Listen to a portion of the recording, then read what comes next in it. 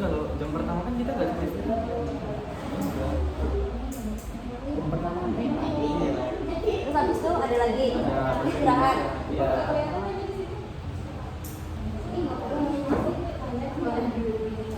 Di situ silakan kakak buka ya. Assalamualaikum warahmatullahi wabarakatuh. Waalaikumsalam warahmatullahi wabarakatuh. Nah, selamat pagi adik-adik. Gimana kabar kalian hari ini? Alhamdulillah baik ya.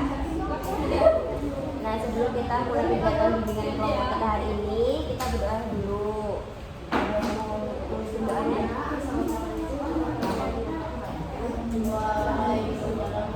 Mari kawan-kawan, sebelum kita mulai kegiatan hari ini, mari kita berdoa terlebih dahulu. Berdoa mulai.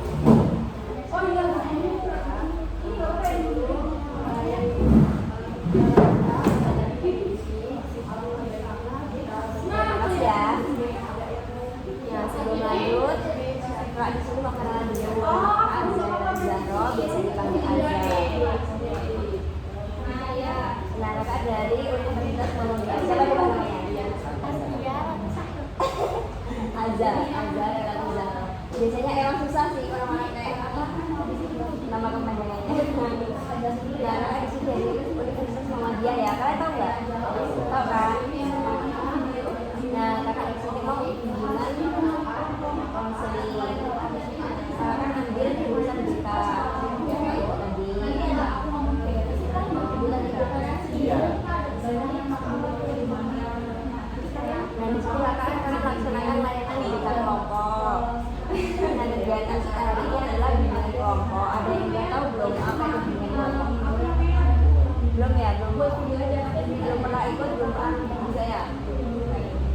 Nah, bimbingan kelompok adalah layanan dalam bimbingan dan konseling yang dilakukan bersama-sama dalam satu kelompok kecil dan dipandu oleh guru BK atau konselor.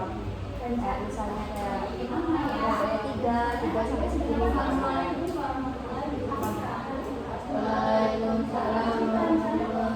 Tujuannya supaya anggota kelompok bisa lebih mengenali diri sendiri, belajar mengembangkan kemampuan dan belajar menghadapi masalah, diskusi dan interaksi bersama. Di sini kita ngobrol santai aja ya, kan nggak sama malu kan juga. Anggap aja kayak teman lah. Apa? Nah, kalian boleh cerita pengalaman kegiatan atau pengalaman kegiatan atau intinya kalian boleh cerita lah apa masalah itu ada kalian nggak? Oh nggak sih kayak nah, tempat ini bukan untuk saling menghakimi, tapi untuk saling bisa belajar bersama. Sebelumnya terima kasih juga karena kalian sudah hadir dan meluangkan waktu untuk kegiatan ini ya. Nah, apa yang dibicarakan di sini juga kita jaga bersama supaya rasa aman dan nyaman setuju semuanya. Terima kasih. Nah, untuk waktunya kegiatan ini akan berlangsung sekitar 46 menit waktunya. Semuanya sepakat? Sepakat. Terima kasih. Sebelum masuk ke materi kita kenalan dulu ya satu persatu. Sesuai dengan kelas ini nama-nama.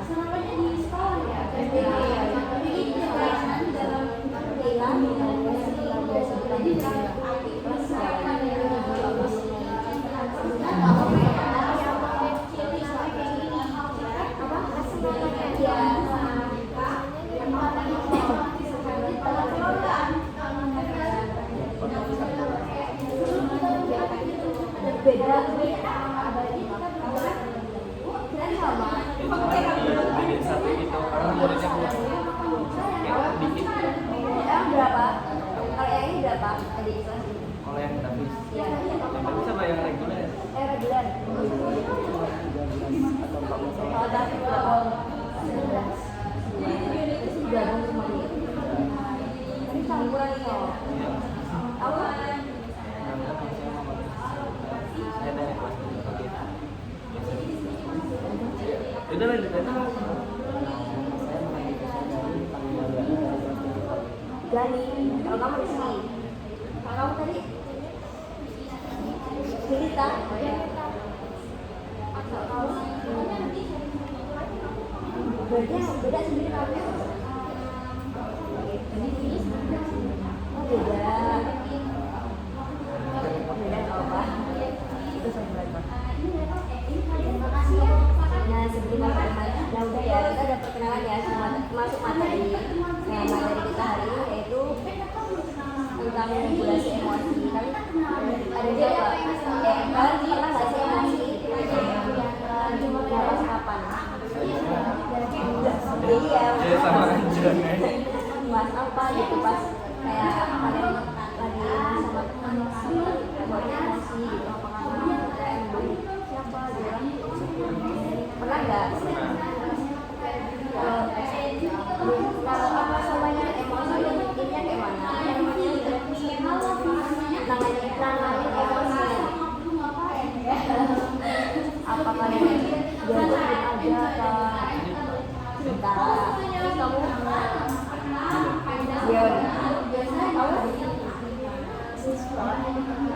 Ya apa-apa.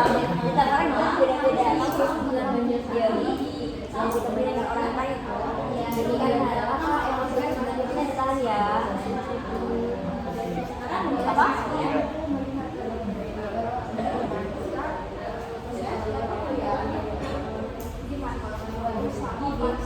Nah ini ya dalam kehidupan sehari-hari kita pasti pernah merasakan berbagai macam emosi seperti sedih, kecewa, takut, marah. Semua emosi itu sebenarnya wajar karena emosi adalah yang dialami manusia terhadap situasi yang dialami. Salah satu emosi yang sering sulit dikendalikan adalah marah, ya enggak? Biasanya rasa marah muncul ketika merasa terganggu, dihargai, kecewa, atau ketika suatu tidak berjalan sesuai harapan. Saya pernah kali tapi sama teman saya nah ya emosi ya diluapin aja jangan dipendam. Pasti kalau dipendam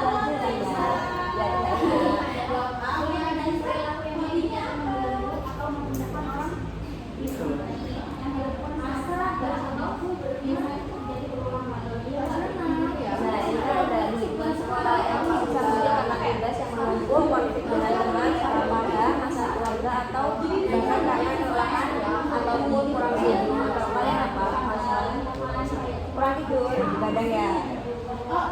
Kan jauh-jauh nggak sih? Jauh mana?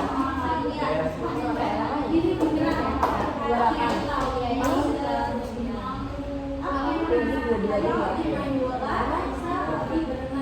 Dua idenya susah ya.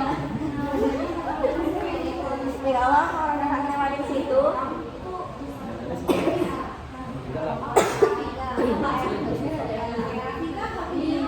Nah kadang seorang tidak sadar kalau emosinya sedang meningkat. Saat emosi meningkat orang bisa berbicara tanpa berpikir, menggunakan emosi atau melakukan tindakan yang akhirnya disesali. Setelah semuanya terjadi, biasanya muncul rasa bersalah dan penyesalan. Kalian biasanya gitu nggak? Kalian emosinya kayak mana kalau di kelas? Kalau marah-marah, ya emosi yang paling ini kan marah kan? Kayak mana sama teman? Nggak sampai jotos-jotosan kan? Tapi apa?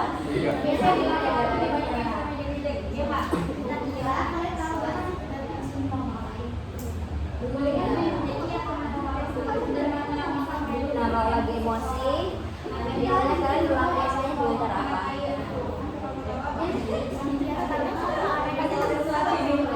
Gimana?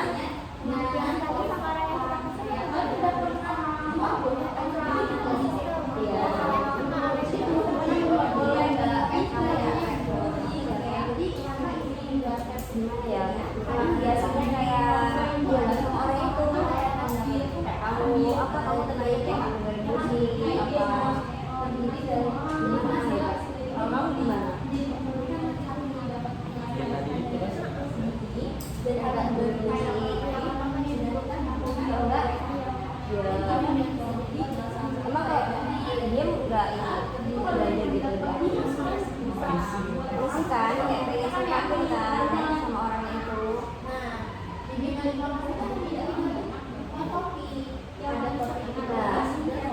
makanya kalau seorang tidak bisa mengontrol emosinya gimana? Bisa jadi kalau kalian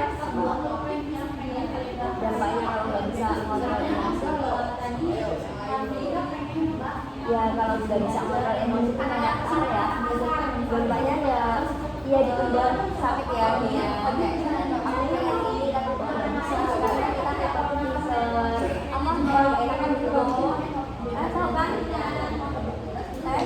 Orangnya begini apa begini?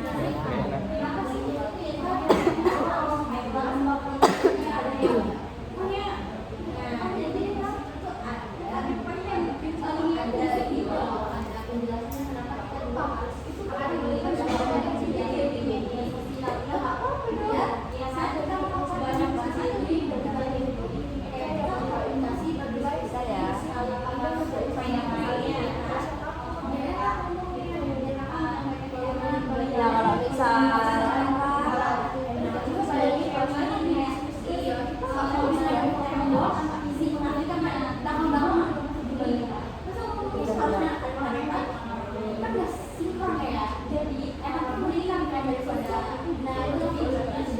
nah, siapa sosok yang menurut kalian pandai mengendalikan emosi? Maksudnya kayak apa kalian jadi teman atau enggak? Apa diri sendiri? Siapa? Teman.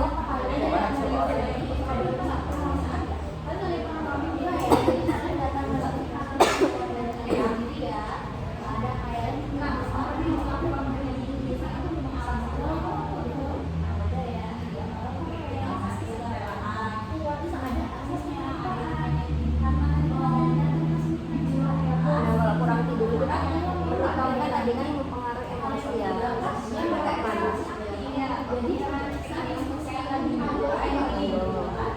Saya jelasin.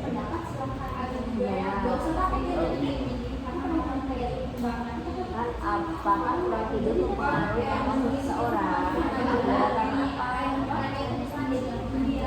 Alasannya apa? Alasannya? Alasannya? Ada yang bantu jawab.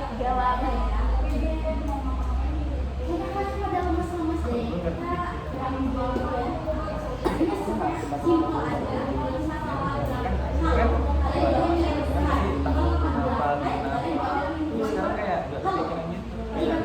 Ya kayak udah biasa aja kayak emosi. Kalau kamu gimana? Kalau kayak ini apa disebut? Apa?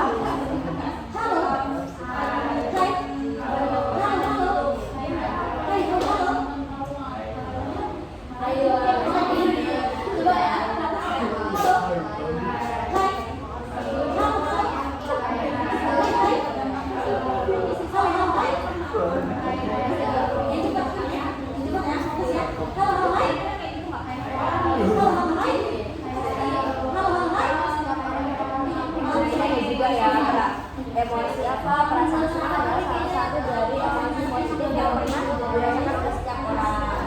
Dan kapan merasa senang? Terakhir perasaan senang harus senang menjawabnya. Dengan siapa? Apa sih? Kamu? Malam. Kamu? Sebenarnya lain. Bangun apa? Rasanya apa?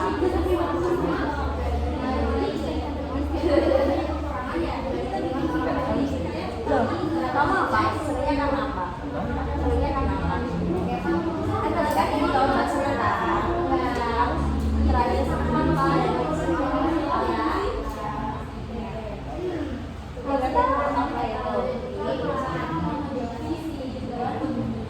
Ayo apa? Kamu aja nggak apa-apa, nggak cuma malu. Ini kelas 7 kan? Apa coba? Skip aja mas. Berarti frekuensi ya. Kamu jajan. Berarti kamu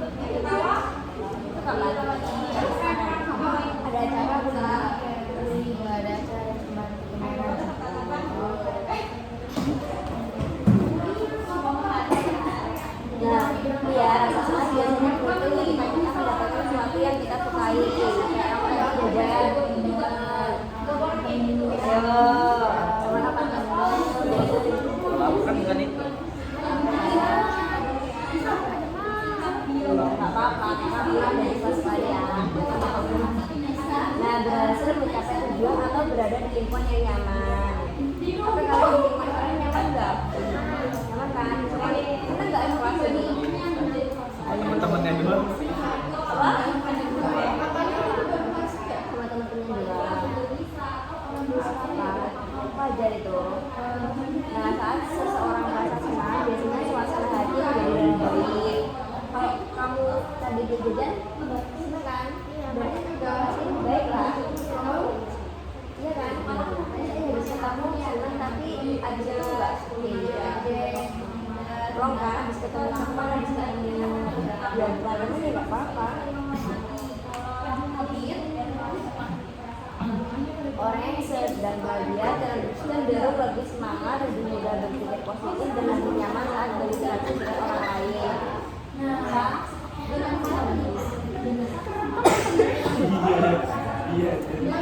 Apa loh?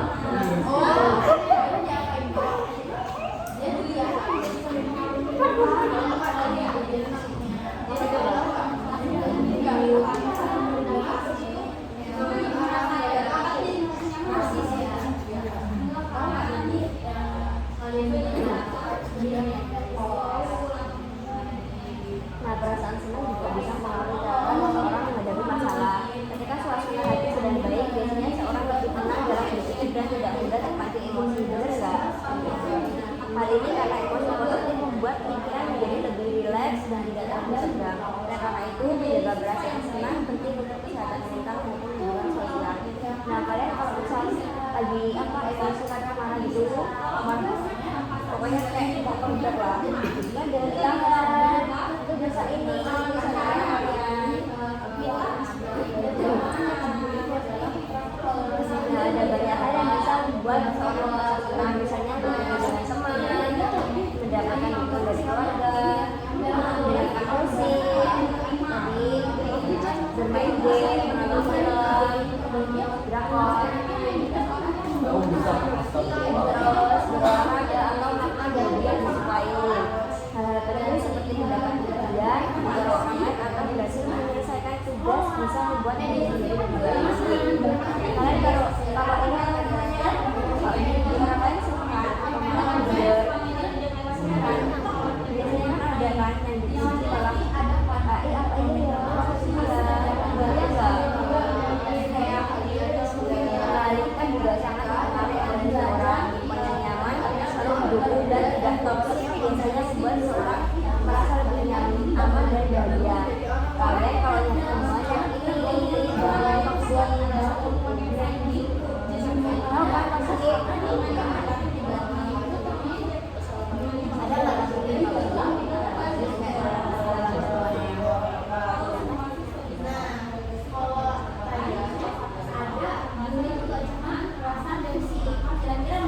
Nah, sebagian lingkungan yang sering toksik itu kayak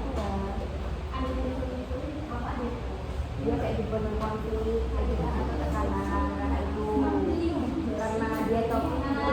Awalnya dia toksik loh, dan itu kondisi tubuh juga berpengaruh pada perasaan seseorang.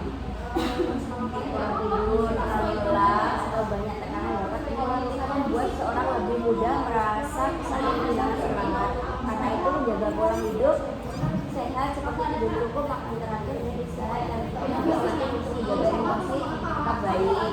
Perasaan senang bukan berarti hidup selalu senang, tidak ada masalah. Semua orang pasti pernah mengalami sedih atau kecewa. Namun, seorang yang mampu melakukan hal-hal positif dalam hidup biasanya lebih mudah bangkit dan tidak terlalu larut dalam emosi negatif.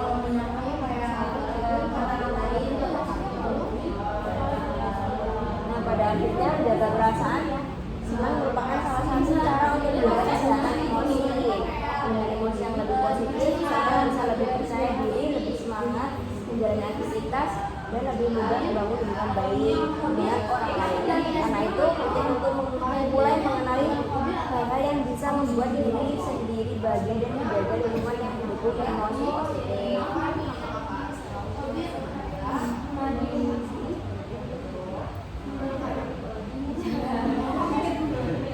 Nah, ada yang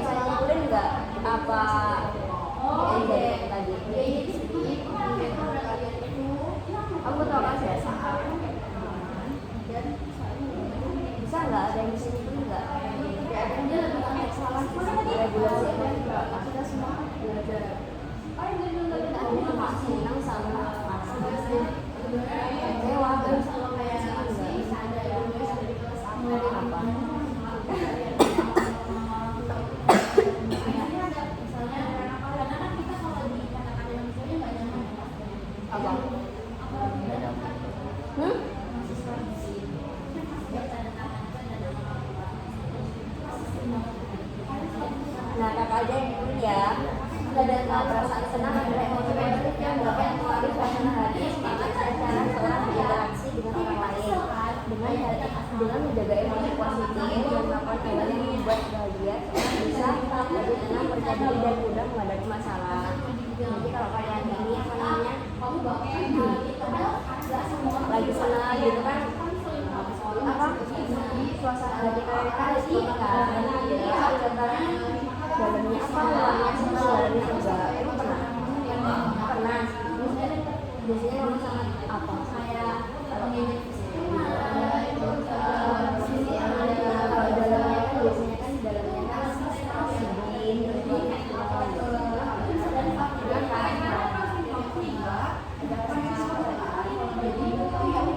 jangan senang gitu ya, bisa ini kalau bisa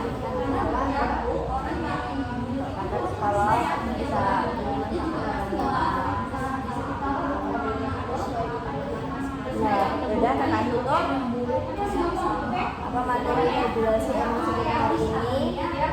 Terima kasih karena sudah mendengarkan dan aku dalam bimbing kelompok kita hari ini.